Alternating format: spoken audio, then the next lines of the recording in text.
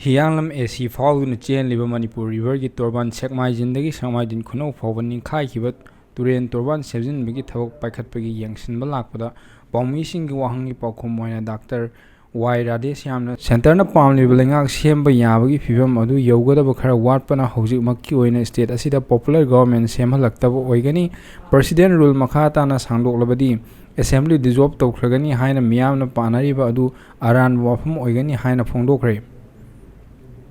MLA Radheshyam na makha taraduna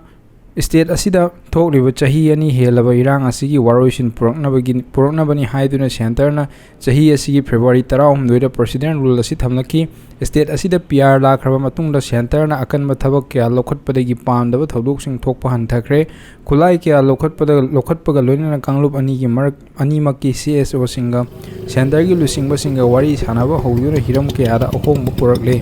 adubu hiram kharada watpa leibadagi tha taruk asigi manungda leingak semba ngamdabagi phibam da leibani adubu center na pamni phibam asibu yoragadi matam ama hektada miyamna pamlibu popular government asi soidana lakani haiki amaromda turel turban semjinbagi matangla MLA sina